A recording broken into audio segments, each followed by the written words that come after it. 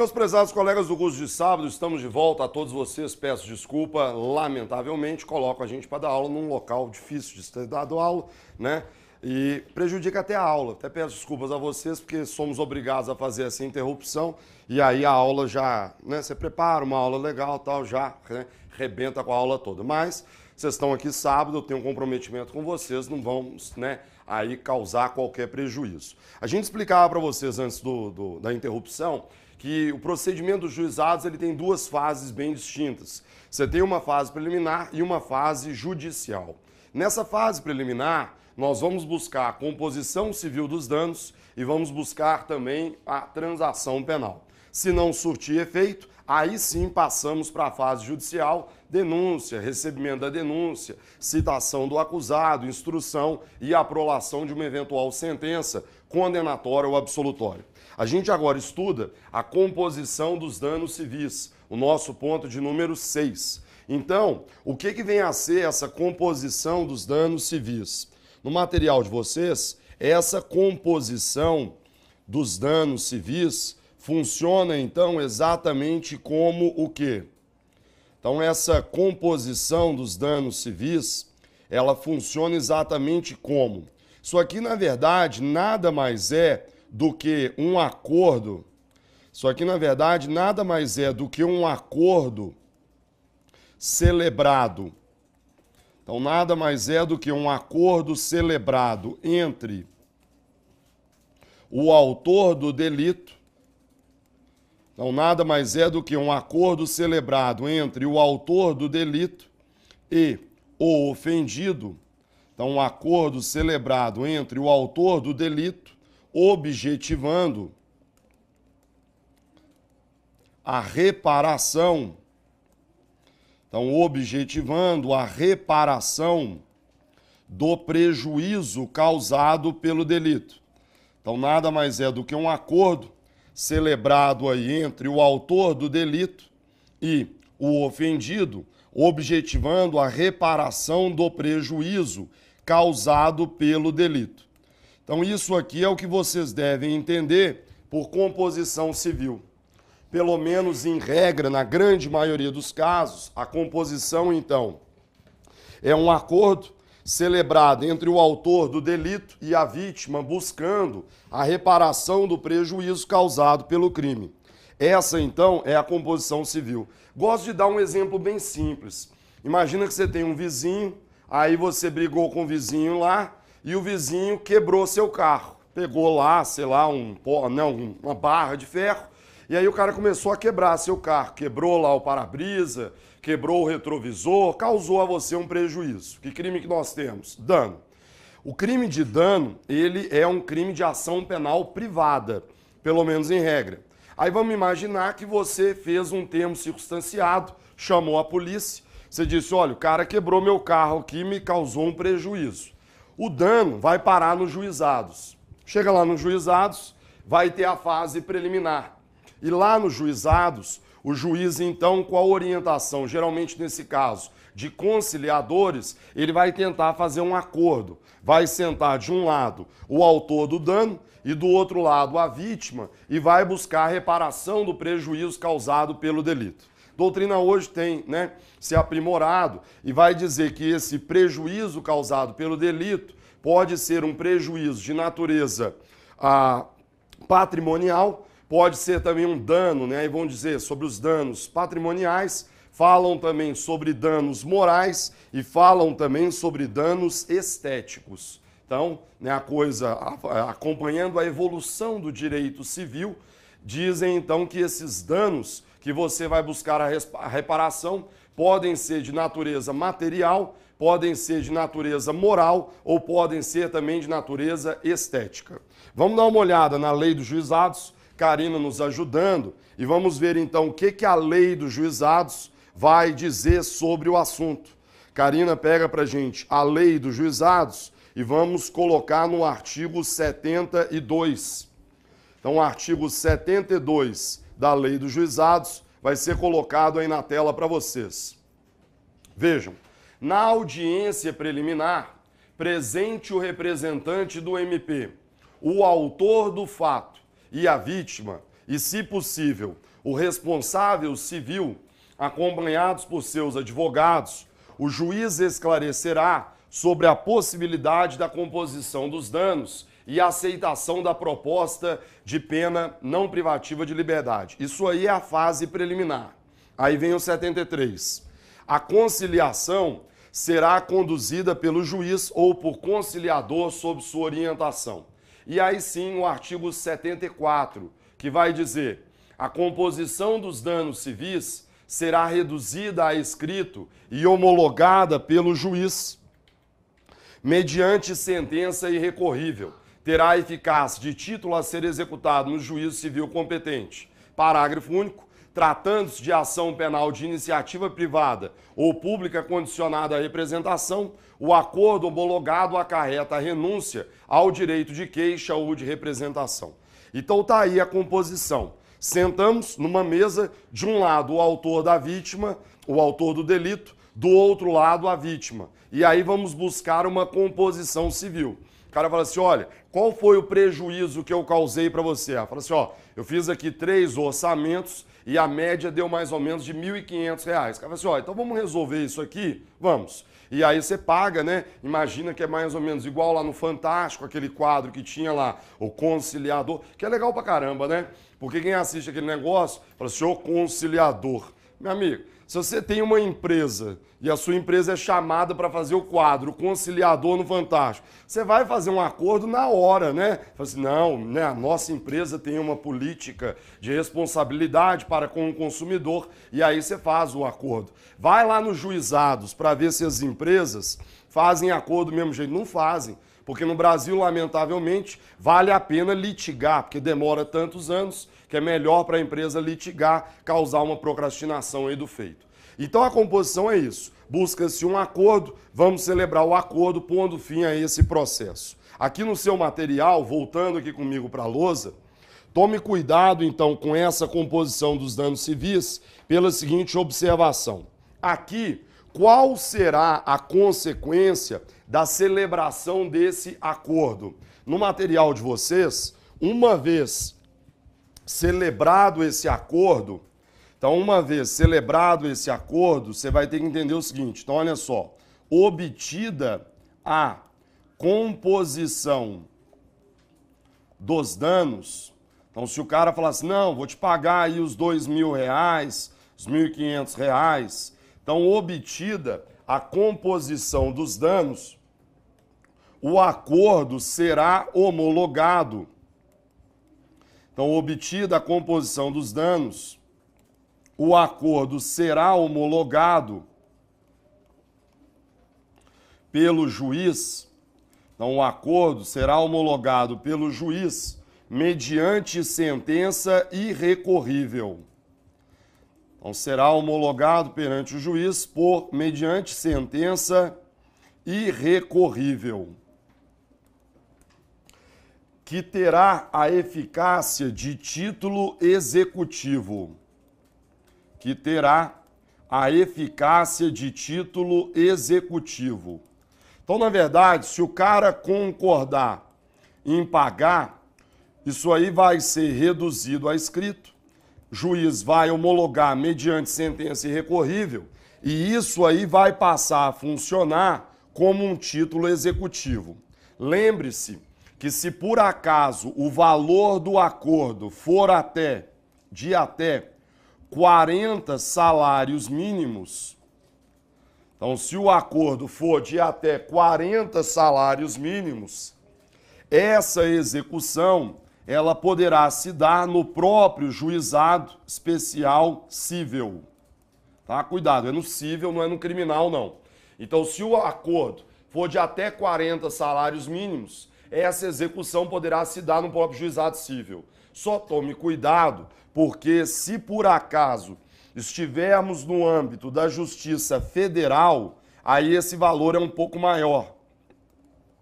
Justiça Federal, se o valor for de até 60 salários mínimos, aí esse valor pode ser executado no JEF, Juizados Especiais Federais Cíveis. Então, cuidado, se o valor for de até 60 salários mínimos, aí essa execução poderá se dar no Juizado Especial Federal, só que no âmbito civil. A Lei dos Juizados Federais, a 10.259, a execução civil, o valor é um pouco maior, o valor pode ser de até 60 salários mínimos. Ótimo.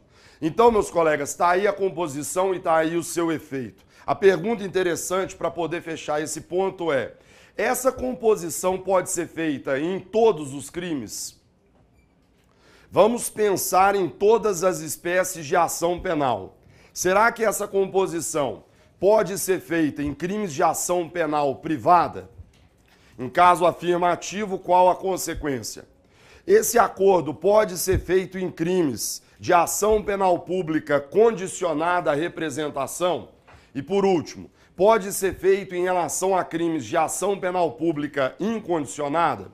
Então, olha só, o examinador te perguntar, candidato, esse acordo pode ser feito em relação a crimes de ação penal privada?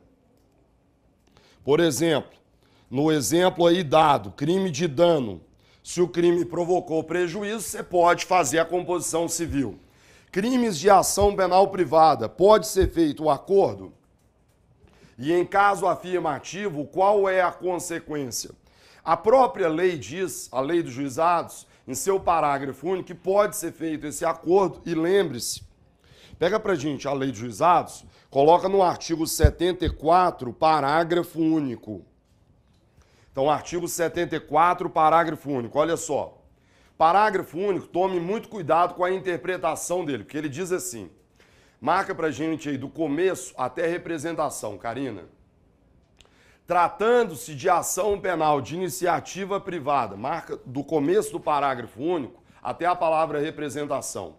Então, tratando-se de ação penal privada ou pública condicionada à representação, o acordo homologado acarreta a renúncia ao direito de queixa ou representação. Aí é que surge a pergunta e que às vezes causa uma certa dúvida. A composição dos danos civis, então, pode deixar na tela, ela pode ser feita em crimes de ação penal privada? Qual a consequência? Ela pode ser feita em crimes de ação penal pública condicionada à representação? Qual a consequência?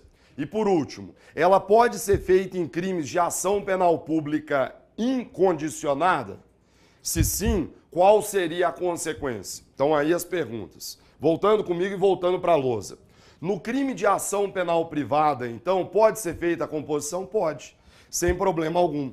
No seu material, lembre-se que nesse caso de crimes de ação penal privada, a celebração do acordo, ela vai acarretar a renúncia ao direito de queixa. Então, esse acordo vai acarretar a renúncia ao direito de queixa. E todos nós sabemos que essa renúncia ao direito de queixa, ela nada mais é do que uma causa extintiva da punibilidade. Então, essa renúncia, ela nada mais é do que uma causa extintiva da punibilidade.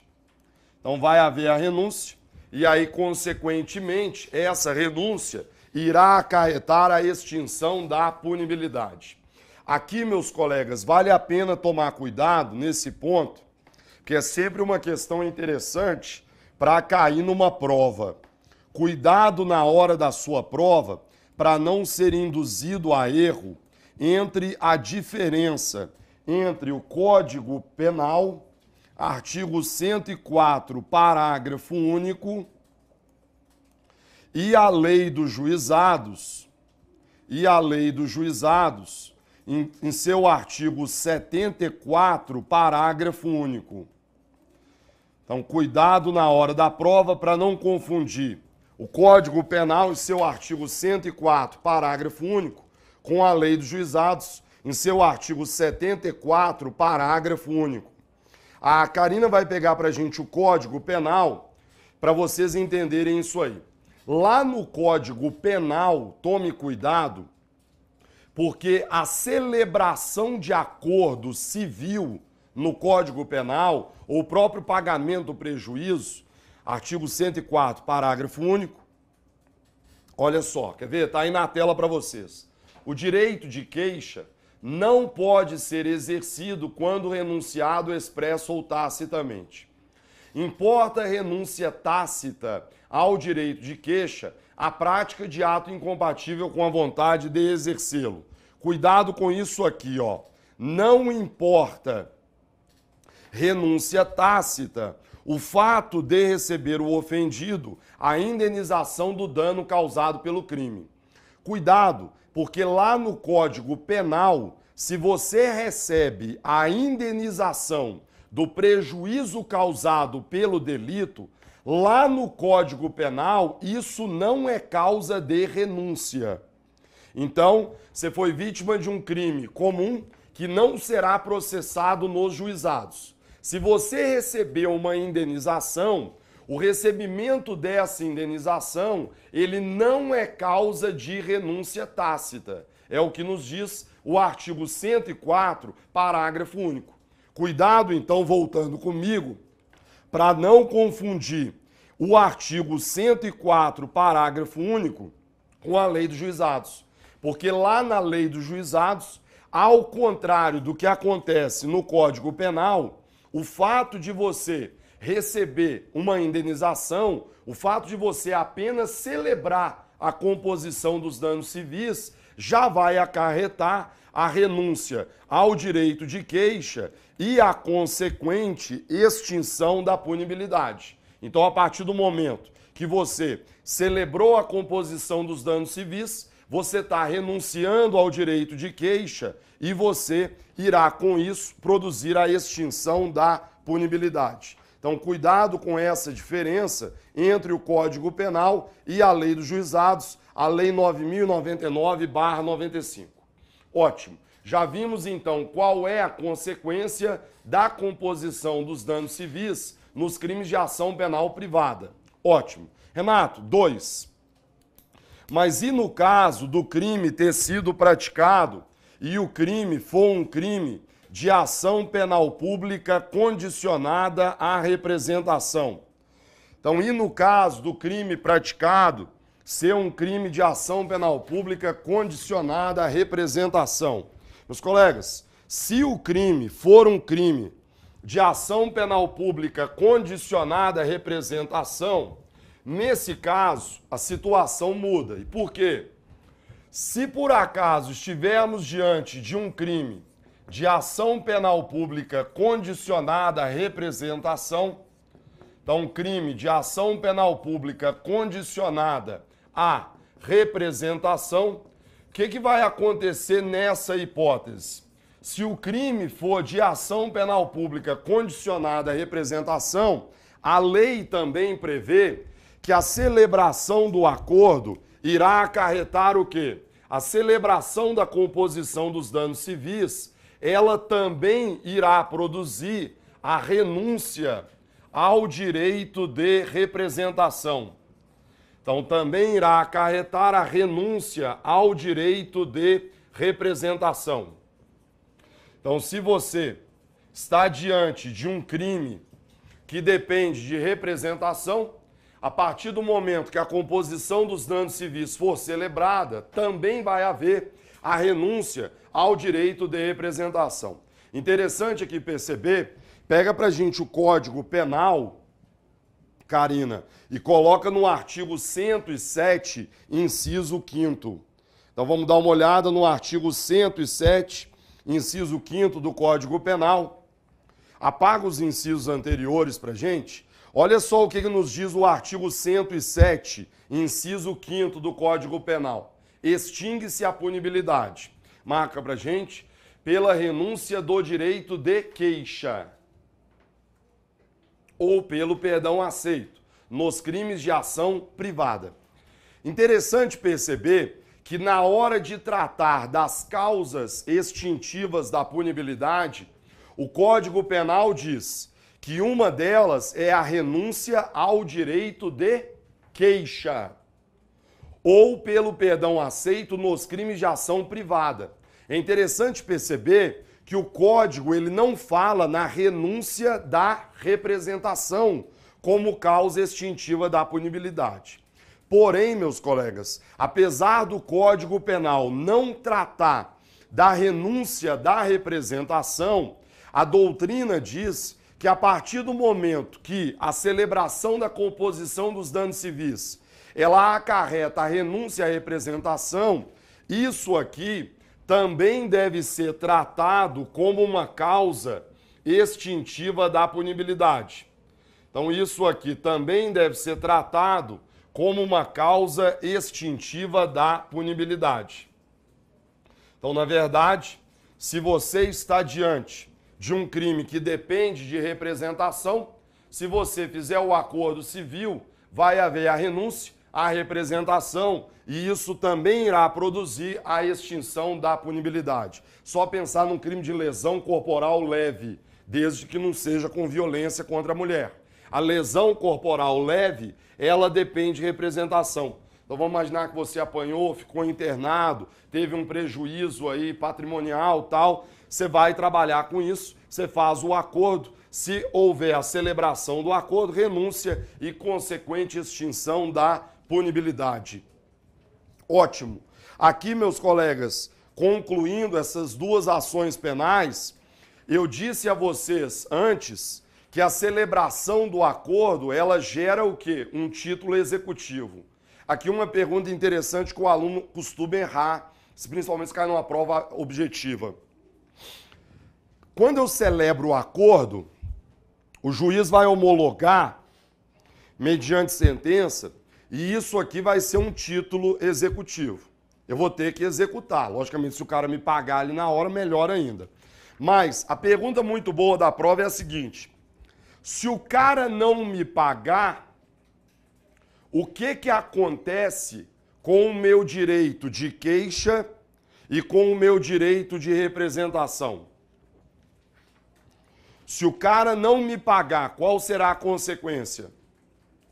Porque pensa nos exemplos. Os exemplos são fáceis para você raciocinar em cima deles. O dano. O cara quebrou meu carro, R$5.000.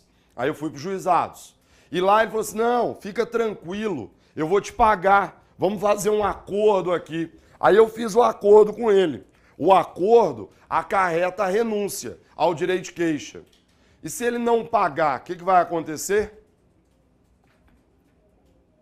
Será que eu vou ter restaurado o meu direito de queixa? Ou não? Essa é a pergunta boa, porque se você nunca estudou isso aí, às vezes você fica meio, se sente com raiva do cara, porque ele não pagou. Aí você diz, não, se ele não pagou, eu vou recuperar o meu direito de queixa. Não, isso não existe. A partir do momento que você celebrou o acordo, você não era obrigado a celebrar o acordo com o autor do delito. Se você celebrou, já era. Então, cuidado com isso, meus colegas. E cuidado por quê? Porque, na verdade, se você imaginar uma situação de não pagamento,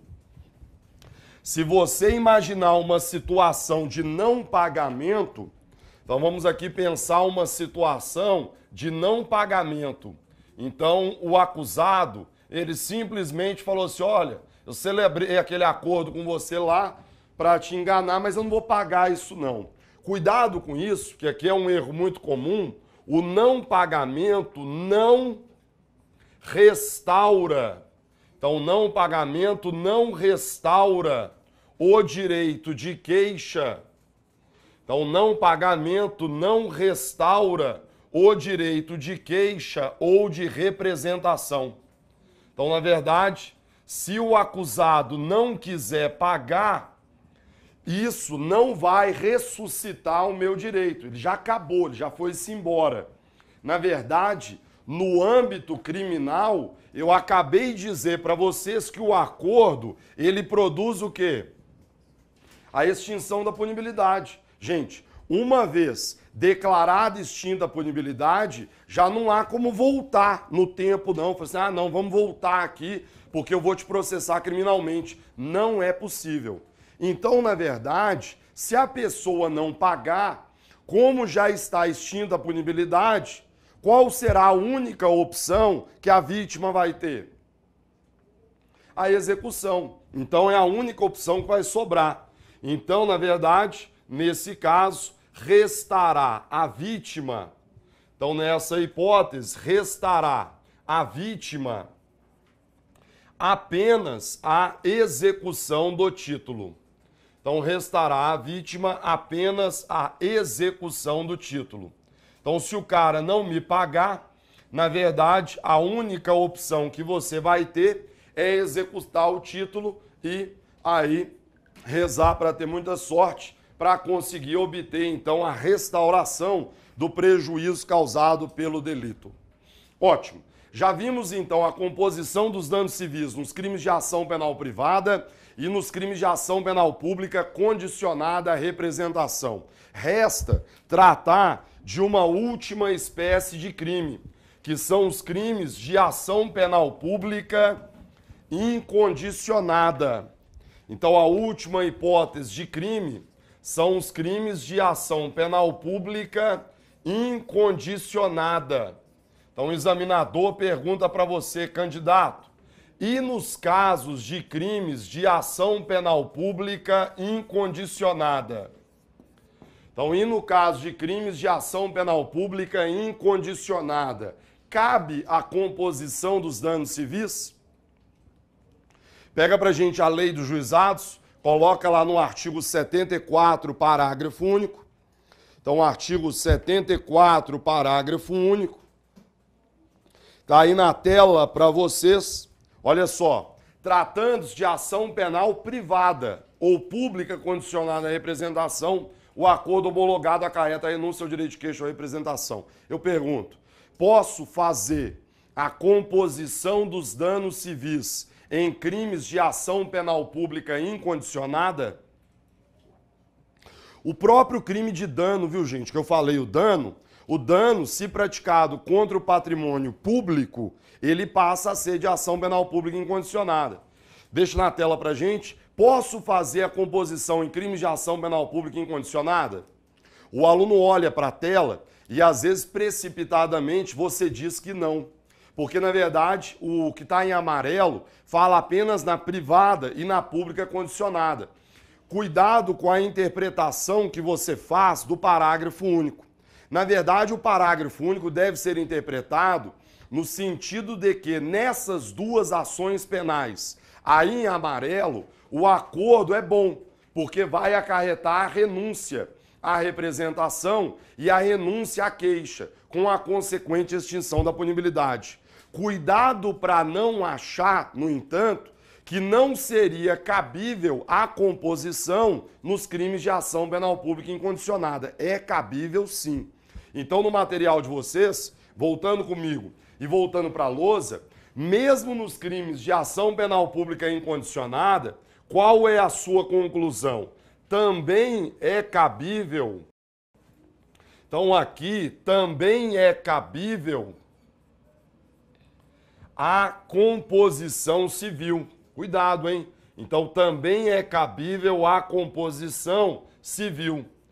Qual é a diferença, vírgula? Porém, não irá acarretar, então a celebração da composição nesse caso, não irá acarretar a extinção da punibilidade.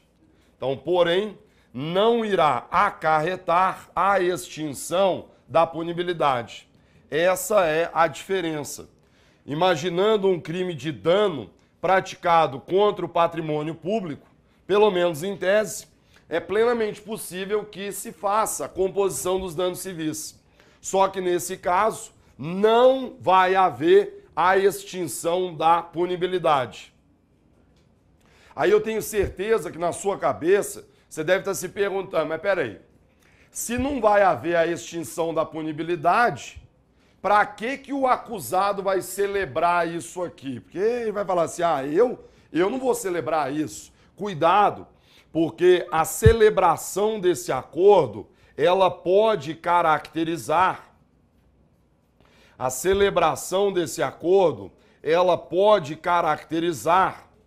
arrependimento posterior. Lembrando que no caso do arrependimento posterior, não basta você celebrar o acordo, né? além de celebrar o acordo, você tem que efetuar o pagamento. Você tem que efetuar a reparação do prejuízo causado pelo delito antes do recebimento da denúncia. Rogério estuda com vocês o arrependimento, que também é conhecido como o quê? Qual que é o outro nome do arrependimento? Ponte de prata, né? O arrependimento ele é conhecido como ponte de prata. Tem a ponte de ouro, que é o arrependimento eficaz e a desistência voluntária. Aqui você tem a ponte de prata, que é o arrependimento posterior, previsto, pega pra gente, Karina, lá no artigo 16 do Código Penal. Então, o artigo 16 do Código Penal, ele trata do arrependimento posterior. Se eu celebro um acordo e pago, eu posso ser beneficiado com um arrependimento posterior. Está aí na tela, veja.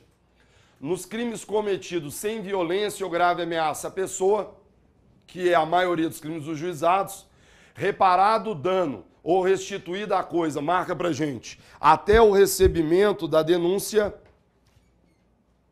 ou da queixa, por ato voluntário do agente, a pena será reduzida de 1 a 2/3. Então, se você fizer a composição dos danos civis e, ao mesmo tempo, pagar, e se esse pagamento for feito o quanto antes possível e antes do recebimento da peça acusatória, isso é causa de arrependimento posterior. Então, a sua pena ela pode ser diminuída de 1 a 2/3. Então, na verdade, essa é a única vantagem que o acusado pode ter caso ele faça composição civil nos crimes de ação penal pública incondicionada. Tranquilo? Vamos em frente. Depois, já falamos então sobre a composição dos danos civis. No seu material, nosso ponto de número 7. Então, no seu material, nosso ponto de número 7. Ainda dentro da fase preliminar. Nosso ponto de número 7 vai tratar do quê? Vai tratar do oferecimento da representação. Então, no seu material, ponto de número 7, oferecimento da representação. Muitos crimes nos juizados dependem de representação. Ameaça, lesão corporal leve, vários delitos dependem de representação. E o que há de importante sobre isso? Sobre a representação, é interessante você ficar atento à lei dos juizados especiais criminais, lá em seu artigo 75. Então, lei dos juizados, artigo 75. Gente, essas aulas de hoje, por exemplo, em que eu estou falando de procedimento, até para ficar uma sequência mais lógica na sua cabeça, você tem que ir pensando passo a passo que eu estou trabalhando na aula, porque aí fica uma sequência mais lógica. Por exemplo, eu acabei de falar com vocês sobre a composição dos danos civis. Então, olha só, imagina você um crime de lesão corporal leve. Você bateu na pessoa, ela ficou internada, não pôde trabalhar durante uma semana. Primeiro, a gente senta as duas pessoas e vamos tentar fazer o quê? A composição dos danos. Assim, ó, eu tive um prejuízo aí de R$5.000. Tem acordo? Se tiver acordo, nós acabamos de ver que vai haver a renúncia ao direito de representação e extinção da punibilidade. Então, ó, acabou o assunto, vai embora para casa. No entanto, pode ser que não haja acordo. Se não houver acordo, aí entramos aqui no oferecimento da representação. Pega pra gente, Karina, no artigo 75 e vamos dar uma olhada para ver o que ele nos diz aí. Então, o artigo 75 está aí na tela para vocês, olha só. Não obtida a composição dos danos civis, porque, logicamente, se ela tivesse sido obtida, já teria havido a extinção da punibilidade. Então, não obtida a composição dos danos civis, será dada imediatamente ao ofendido a oportunidade, marca pra gente, de exercer o direito de representação verbal, que será reduzida a termo. O não oferecimento da representação na audiência preliminar, marca pra gente, não oferecimento da representação na audiência preliminar, não implica decadência, que poderá ser exercido direito no prazo previsto em lei. Então, vale a pena tomar cuidado com esse artigo 75. Primeiro, o artigo 75, aqui na lousa comigo, o que há de importante sobre ele? Primeiro, ele vai dizer para vocês o seguinte, ele vai dizer que não obtida a composição civil, então não obtida a composição civil,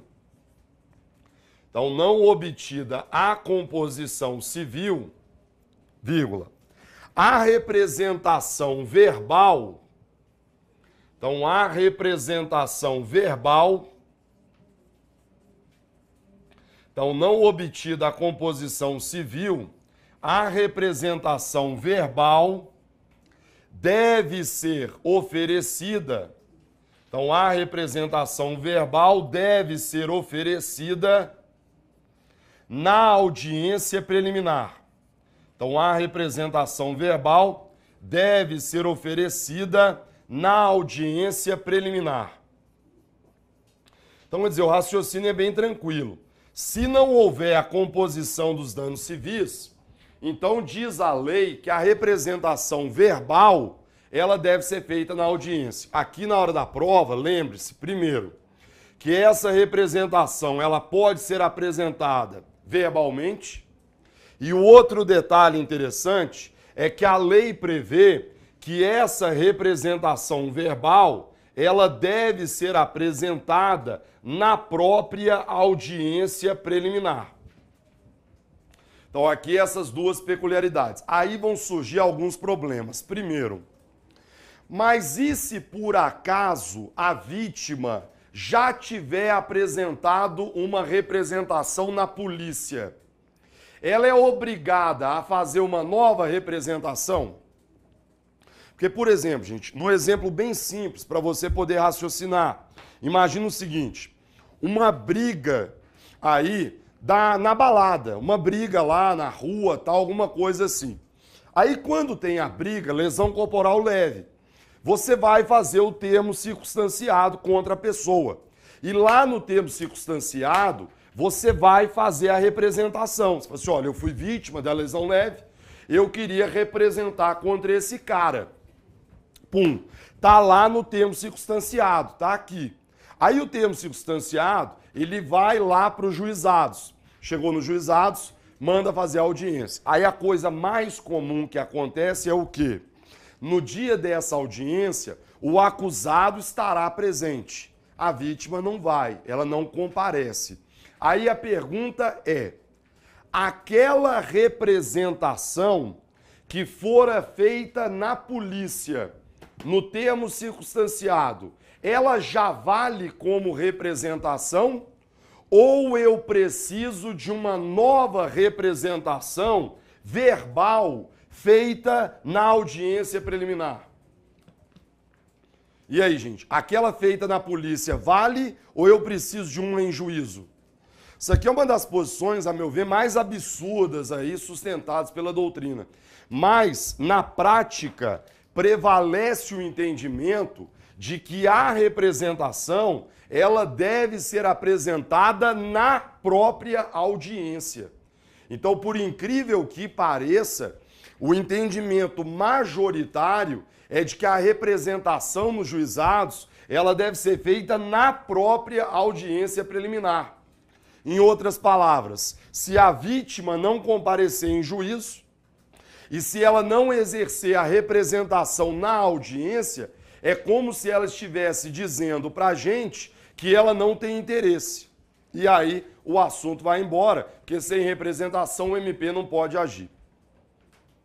Na minha humilde opinião, gente, isso aí é um absurdo. E é um absurdo, assim, a perder de vista. Porque pensa bem, no processo penal comum, a representação, ela pode ser feita de maneira informal. A gente sempre explica isso para vocês nas aulas de processo penal. A representação, ela é informal. Você não precisa de uma peça escrita, representação. Basta que você tenha algum ato da vítima demonstrando seu interesse na persecução penal. Eu comentava semana passada Aí um aluno até me disse que saiu no juizado, saiu no informativo do STJ. Uma mulher foi estuprada e ela fez só o exame pericial. Exame pericial, acho que o boletim de ocorrência. E aí o STJ disse que um simples boletim de ocorrência já pode ser considerado como representação. Na minha cabeça, se no Código de Processo Penal comum, que é um processo muito mais formal, um mero boletim de ocorrência já é equiparado a uma representação, por que nos juizados, que é um procedimento muito mais informal, um procedimento muito mais célere, por que nos juizados a representação só pode ser apresentada em juízo nessa audiência preliminar? Então, na minha opinião, mesmo nos juizados, a representação feita na polícia, ela já deveria ser válida. A representação feita no tempo circunstanciado, ela já deveria ser válida. Mas eu insisto, na prática não é o que acontece. Na prática, vamos aqui colocar um argumento que não é técnico, na prática, tem 700 mil processos nos juizados. E aí a galera fica sempre buscando algum fundamento para, liberar alguns mil processos. Aí fala assim, a vítima não compareceu. Se a vítima não compareceu, não tem como prosseguir com o feito, porque o delito ele exige que a representação seja feita na própria audiência. Maravilha. Davi, fica à vontade aí, Fica à vontade, apague a luz, sem problema. Não, mas fica à vontade. Davi, inclusive, pegou uma cadeira privilegiada, Davi? Considere-se privilegiado, hein, Davi? Porque, na verdade, não é sempre que a gente consegue arrumar uma cadeira novinha como essa que você está usando, Tá, então. É cômico. Ô, Davi, senta nessa aqui, ó. Senta nessa aqui, pega essa aqui, ó.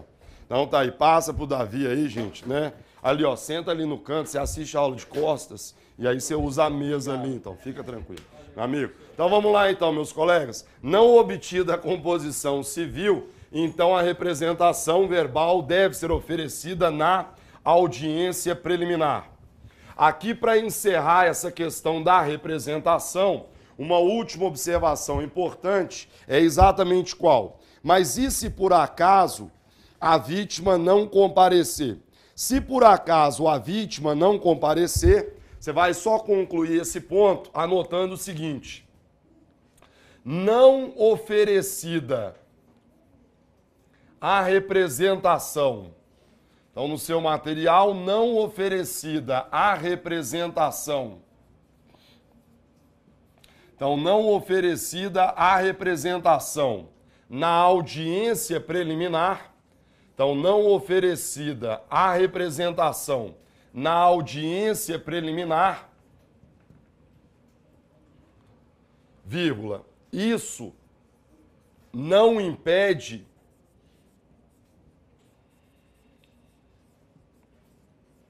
posterior, então isso não impede posterior exercício do direito. Então, não oferecida a representação na audiência preliminar, isso não impede posterior exercício do direito, vírgula, desde que dentro do prazo decadencial de 6 meses. Então, isso não impede posterior exercício do direito, desde que dentro do prazo decadencial de 6 meses. Então, meus colegas, está aqui para vocês a questão pertinente aí à representação. Então, cuidado com isso, porque às vezes, se a vítima não comparece, pode ficar parecendo que teria havido lá a decadência. Não. Na verdade, ainda que a vítima não compareça para apresentar a representação na audiência, ela continua podendo fazê-lo, logicamente, desde que observado o prazo decadencial de 6 meses. Tranquilo? Coloca na tela para a gente o parágrafo único do artigo 75, porque é exatamente isso que ele nos diz. Está aí na tela o artigo 75, parágrafo único, veja. o não oferecimento da representação na audiência preliminar não implica decadência do direito. Está aí na tela para vocês, que poderá ser exercido no prazo previsto em lei. Esse prazo previsto em lei é o prazo de 6 meses, que é o prazo decadencial. Tá claro isso, gente? Então, cuidado aí com essa representação colocada aí no material de vocês. Só para fechar aqui, esqueci de fazer uma observação. De acordo com a doutrina, a representação nos juizados ela tem que ser oferecida onde? Na audiência o quê? Preliminar. Acabei de falar isso aí para vocês. Aí olha só, a maioria da doutrina entende que a representação ela tem que ser feita nessa audiência preliminar. Só que pense bem, se a audiência ela tem que ser feita na audiência preliminar, qual é o problema? A audiência preliminar, ela jamais eu não vou dizer, mas ela dificilmente é realizada num prazo menor de 6 meses. Esse é um negócio assim, é ridículo. A gente sabe que hoje juizados, se bobear, está mais lotado que uma vara comum. Então pensa bem, se você exige que a representação só possa ser apresentada na audiência, muito provavelmente já vai ter passado o prazo de 6 meses. Por isso que eu insisto, o ideal é você considerar que a representação feita na polícia já é representação, porque senão já teria havido decadência e a consequente extinção da punibilidade. Então, cuidado com isso aí colocado no material de vocês. Beleza? Vamos em frente. Próximo ponto no seu caderno, número 8. Transação penal. Então, número 8, transação penal. Sobre transação penal, temos muita coisa a ser trabalhada. Transação penal, se cai na sua prova juizados, com certeza deve cair alguma questãozinha sobre transação penal. Então, transação penal tem muita coisa aqui sobre o assunto. Então, vamos lá. Transação penal. Primeiro ponto importante, vamos do começo. Vamos aí, então, conceituar a transação para vocês. Então, o examinador pergunta, candidato, como é que eu posso conceituar a transação penal para vocês? Então, com a ajuda da Karina, vamos aí anotar na tela esse conceito. A transação penal, meus colegas, consiste em um acordo. Então, tá aí na tela, consiste em um acordo celebrado entre o titular da ação penal.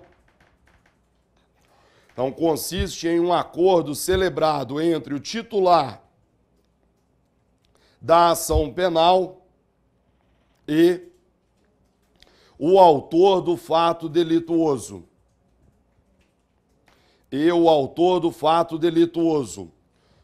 Vírgula, objetivando a imediata aplicação de pena de multa, objetivando a imediata aplicação de pena de multa ou de pena restritiva de direitos.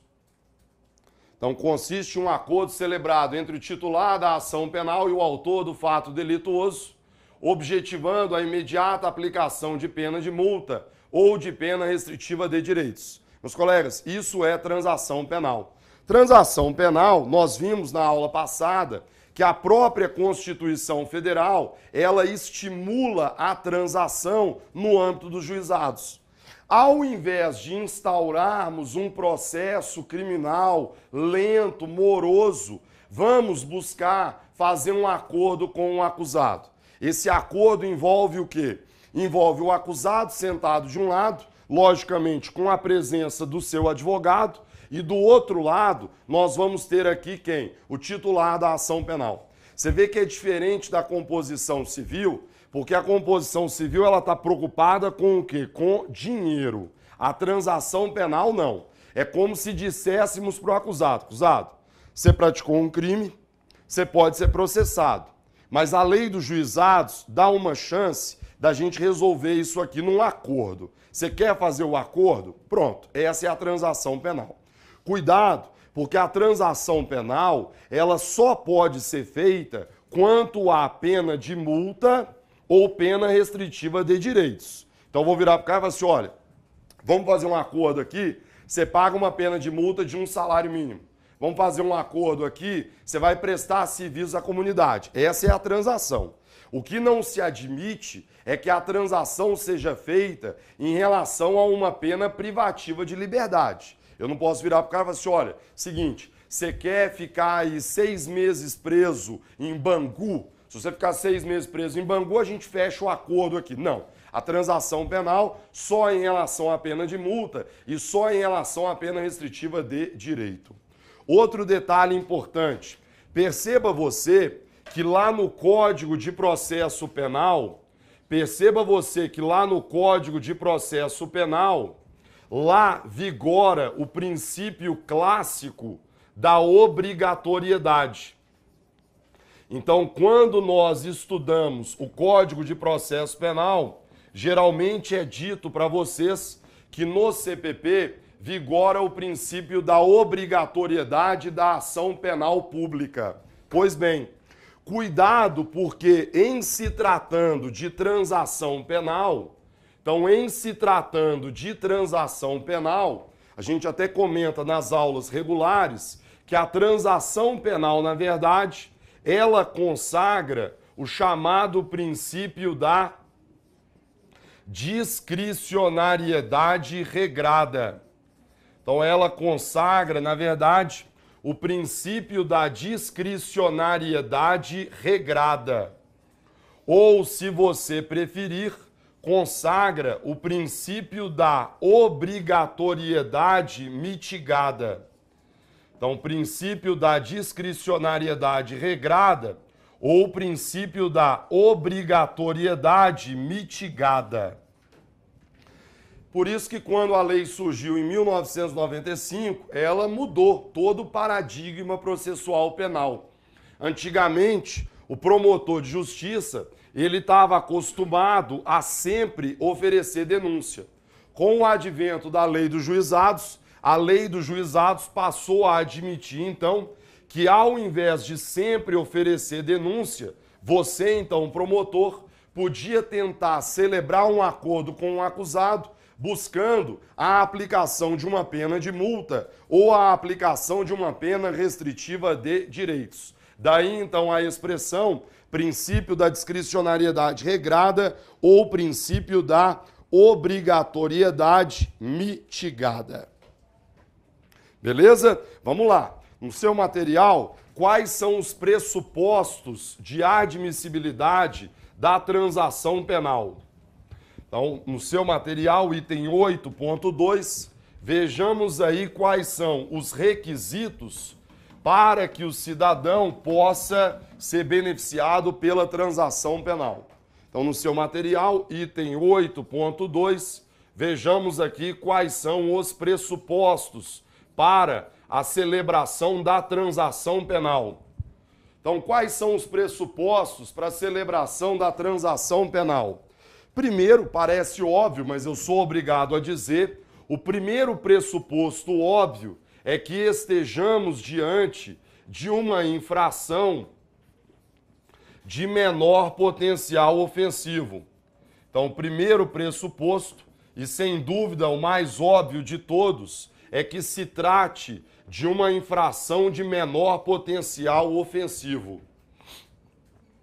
Você não pode querer celebrar a transação penal num crime de latrocínio, num crime de homicídio qualificado. Não. Você só vai poder celebrar a transação penal no âmbito dos juizados e desde que se trate de uma infração de menor potencial ofensivo. Ótimo. Outro detalhe importante, ainda quanto aí aos pressupostos. Um segundo pressuposto, no seu material, letra B de bola, pega pra gente a lei de contravenções penais. Não ser caso de arquivamento do termo circunstanciado. Então, letra B de bola, não ser caso de arquivamento do termo circunstanciado. Então, letra B de bola, não ser caso de arquivamento do termo circunstanciado. Isso aqui é um requisito interessante e que vale a pena prestar atenção, principalmente se você quer fazer concurso para Defensoria Pública. Gente, a ideia é muito óbvia. Você só deve fazer transação penal se você praticou o quê? O crime, concorda? Você praticou o crime, você cometeu o delito, a infração menor potencial, você fala assim, pô, eu vou ser processado? Não. Eu vou fazer esse acordo aqui e ficar livre disso aí. O problema é que nem sempre a coisa caminha desse jeito. A lei diz que você só deve fazer a transação penal se não for caso de arquivamento do termo circunstanciado. Pega pra gente a lei dos juizados e vamos olhar o teor do artigo 76 da lei dos juizados. Então vamos olhar o artigo 76 da lei dos juizados. Então, você pega o artigo 76 da Lei dos Juizados, o 76 trata da transação penal. E olha só o que ele diz. Havendo representação ou tratando de crime de ação penal pública incondicionada, marca pra gente, Karina, não sendo caso de arquivamento, então não sendo caso de arquivamento, o que a lei vai dizer? O MP poderá propor a aplicação imediata de pena restritiva de direitos ou multa a ser especificada na proposta. Perceba você então que interessante, porque na verdade você só pode fazer o acordo de transação penal se não for caso de arquivamento, o que é muito óbvio, né? Que na verdade, se é caso de arquivamento, significa dizer que eu sequer devia ser processado criminalmente. Então, portanto, para que eu vou celebrar o acordo de transação penal se é caso de arquivamento? Quer ver? Volta comigo. Pega pra gente a Lei de Contravenções Penais, que é o Decreto-Lei 3688/41. Decreto-Lei 3688/41, que é a Lei de Contravenções Penais. Pega pra gente o artigo 42 da Lei de Contravenções Penais, tá aí na tela para vocês. Olha só. Perturbar alguém o trabalho ou o sossego alheios, tá? Isso aí é a contravenção penal. Lembra, Karine, sempre que colocar um crime ou contravenção, porque aí não tem, né? É a contravenção de perturbação do trabalho ou sossego alheios. Perturbar alguém o trabalho ou sossego alheios, com gritaria ou algazarra, exercendo profissão incômoda ou ruidosa, abusando de instrumentos sonoros ou sinais acústicos, provocando ou não procurando impedir barulho produzido por animal de que tem a guarda, né? Acontece pouco, né? São Paulo, isso aqui é pouquíssimo. Eu tenho um vizinho que, nossa, né? Ele é o maior reincidente nessa contravenção. Então, olha só, prisão simples de 15 dias. Isso aqui eu gosto de citar como exemplo, porque foi uma das minhas primeiras aventuras como advogado aí de defesa. Eu lembro que tirei a carteira da OAB e eu já estudava para concurso. Então, desde que eu formei e até aproveito. Se por acaso temos algum aluno que é recém-formado, gente, não há época para você estudar para concurso. Você vai tomar essa decisão na sua vida a qualquer momento. Agora, uma coisa é importante. Quando você tomar a decisão, vá com tudo em cima dela. Tá? Geralmente a pessoa ela fala assim, pô, professor, não sei o que eu vou fazer, se eu vou advogar ou se eu vou estudar para concurso. Às vezes você tem que advogar até mesmo para ter uma renda. Você precisa daquilo ali para te dar. Se você precisa daquilo e você quer concurso, gente, você tem que colocar na sua cabeça o que você quer. O problema, às vezes, é que você fica numa dúvida, né? Você fala assim, eu não sei se eu quero concurso, eu não sei se eu vou advogar. E aí você fica, né, balançando aí durante 2, 4, 6, 8 anos. Você não faz nenhuma coisa, nem outra muito bem. Porque a advocacia você não se dedica, porque você está estudando. E, ao mesmo tempo, você não estuda muito, porque você está advogando. Coloque na sua cabeça qual é o seu objetivo. Eu quero advogar ou eu quero estudar para concurso? Se você quer estudar para concurso, não fique achando e nem coloque aí, fala assim, eu advogo, né, eu trabalho, então não dá. Não fica colocando as coisas como obstáculos, que é a tendência natural do ser humano, né? Geralmente você está com algum problema, você está com alguma dificuldade, e aí você fica arrumando desculpas, entre aspas, lá para resolver seu probleminha. Então você fala assim, não dá para estudar porque eu trabalho demais. É lógico que o trabalho dificulta. Recebo muito e-mail dos alunos, falam assim, pô, professor, eu trabalho, tal, como é que eu faço? Gente, isso aí não é problema para passar em concurso. Pode até ser uma dificuldade a mais, mas não é um obstáculo intransponível. Se você trabalha, é lógico que você vai ter que ter uma dedicação ainda maior. Você vai ter que usar final de semana, você vai ter que usar feriado. No próprio trabalho, né? Você, às vezes, no horário do almoço, você compensa. Eu vejo um servidor da Justiça Militar que o cara, no horário do almoço, ele está estudando. Eu lembro de um servidor do MP, motorista. O cara é motorista e ele ia trabalhar motorista, ele levava a gente para as audiências, parava o carro lá, ele ligava a luzinha e, apostila na mão, estudando. Então, quer dizer, você não pode ficar achando que você é a única pessoa que trabalha e resolveu estudar para concurso. Tem dificuldade? Tem, mas você consegue compensar isso aí. Aqui, rapidinho, só para você entender a ligação, a perturbação do sossego alheio. Eu lembro quando eu formei, eu já queria estudar para concurso, já estava estudando. E aí eu dava aula de inglês, dava aula 2 vezes por semana para ganhar um dinheirinho lá para me manter enquanto eu estudava. Só que eu lembro que uma aluna minha particular, uma grande aluna minha, ela teve um problema com perturbação do sossego alheio. Olha o caso dela para você entender. Ela tinha uma chácara, um sítio, e ela alugava o sítio final de semana. Ela alugava lá, fazia um contrato, tal, alugava. E aí ela alugou para uns caras que tocaram um terror no final de semana lá. Sobrou para ela o termo circunstanciado de perturbação do sossego alheio. Eu falei, pô, mas peraí, ela alugou o negócio, ela não estava na festa, ela alugou. Só que aí fizeram o termo circunstanciado contra ela. Aí ela foi chamar para os juizados. Aí ela me chamou, falou, Renato, vamos lá nos juizados. Aí o que acontece? Chega lá nos juizados, dia que tem audiência preliminar, gente, quem já fez, alguém aqui já fez? Juizados? Alguém já fez? Já fez, Davi?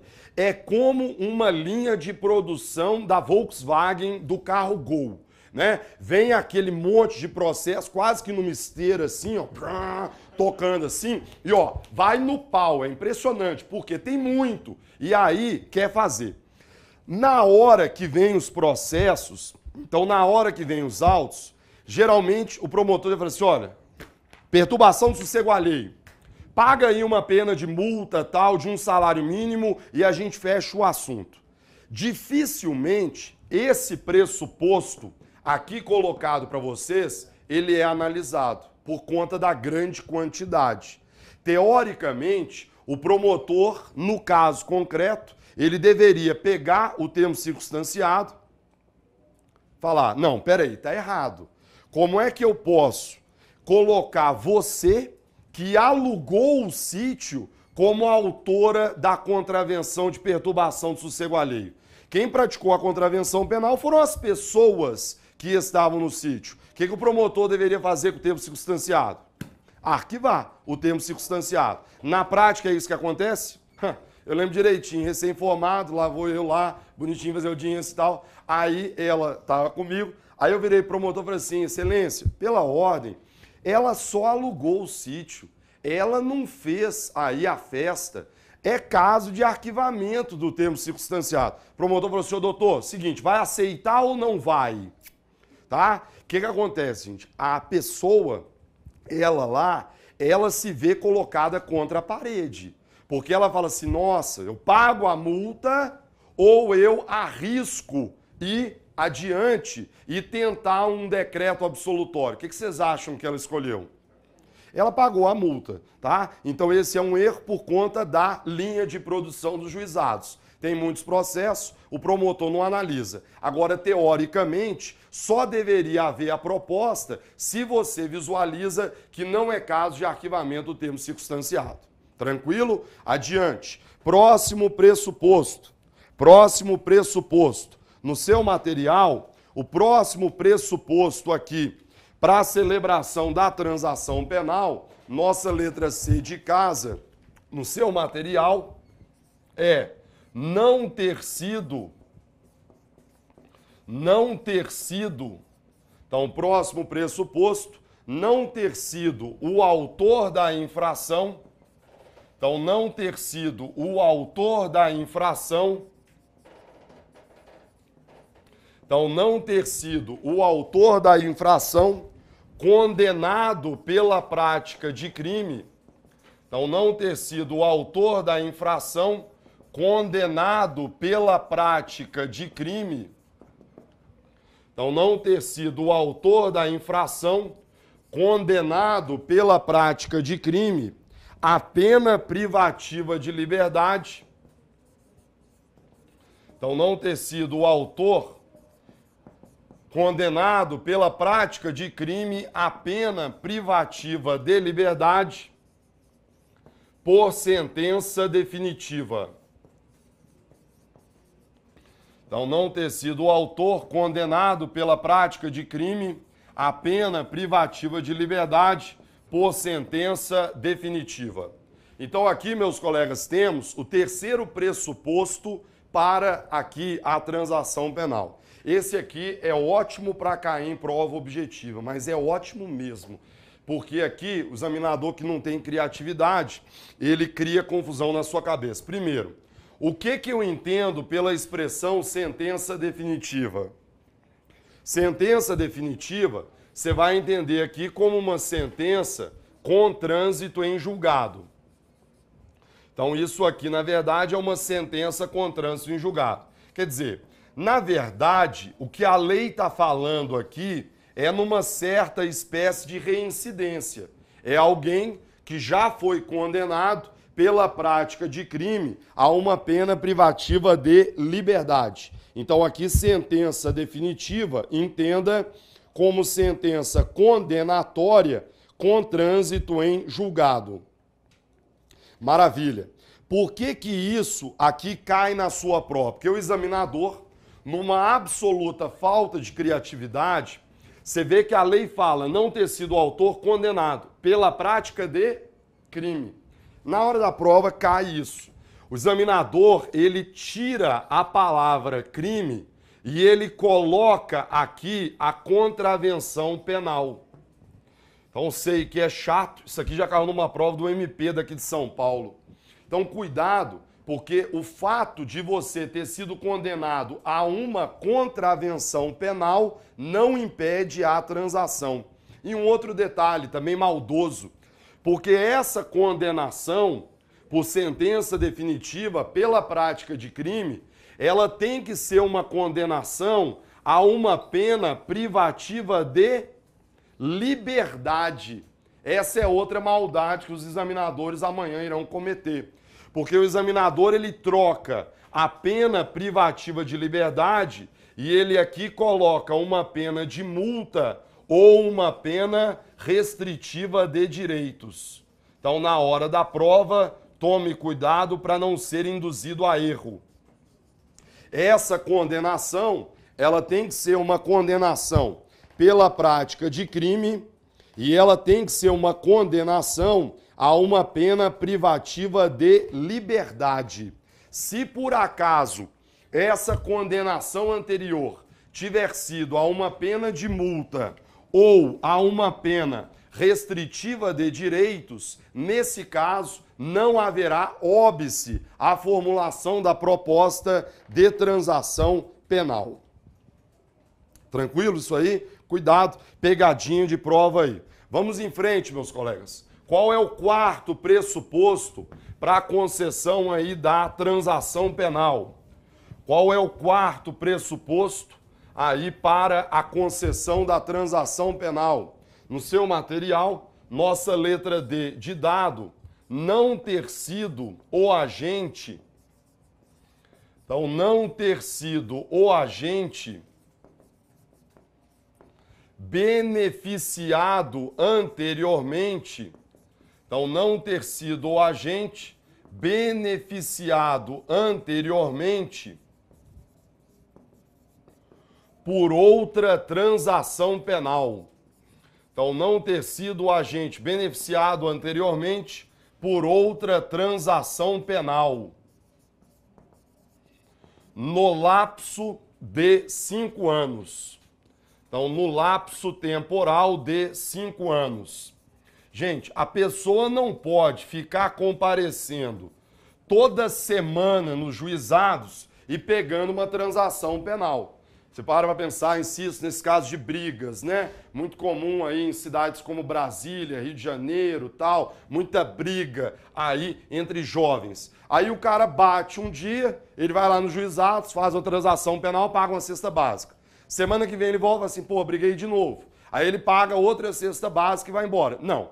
Se por acaso você já fez um acordo de transação penal no lapso temporal anterior de 5 anos, aí você vai ter um impedimento a um novo acordo nos próximos 5 anos. Bem razoável e bem tranquilo isso. Pega pra gente a lei dos juizados, Karina, e vamos dar uma olhada no artigo lá que vai tratar disso. Você coloca aí na tela pra gente a lei dos juizados, e aí você coloca pra gente o artigo 76, parágrafo 4º.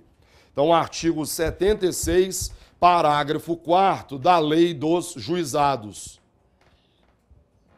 Tá aí na tela para vocês, vejam.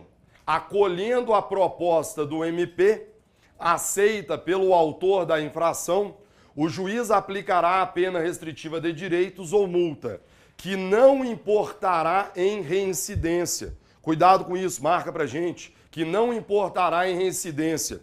Gente, o fato de você aceitar a transação penal não significa que você é culpado.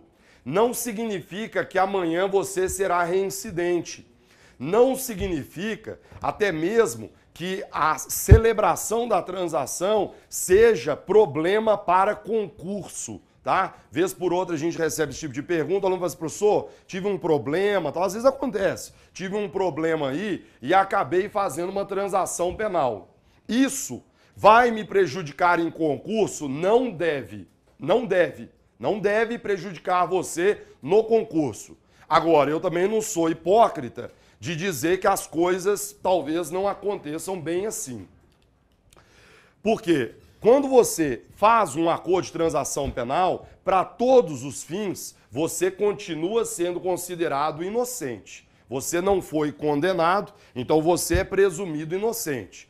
Essa celebração, ela, portanto, não deveria servir como qualquer empecilho aí na realização de um concurso. Agora, não vamos ser hipócritas, né? A gente sabe que, infelizmente, às vezes o examinador toma conhecimento disso, e isso, às vezes, pode ser utilizado numa prova oral, né? Ele nunca vai poder colocar, estou reprovando esse cara porque ele já fez uma transação penal e acho que isso é impedimento para ele passar no concurso. Agora, numa prova oral, a gente sabe que o cara, se ele quiser te prejudicar, ele prejudica. O critério de avaliação é muito subjetivo e as próprias perguntas a serem formuladas, né, pode ter um grau de danosidade aí das perguntas. Então, isso é colocado. Sempre digo aos alunos, gente, pelo amor de Deus, vocês estão estudando para concurso, dá uma acalmada no seu ritmo de vida, né? Principalmente o problema da embriaguez ao volante, que hoje estão pegando pesado, tá? Cuidado, porque, pô, olha o sacrifício que vocês estão fazendo, né? Financeiro, pessoal, emocional.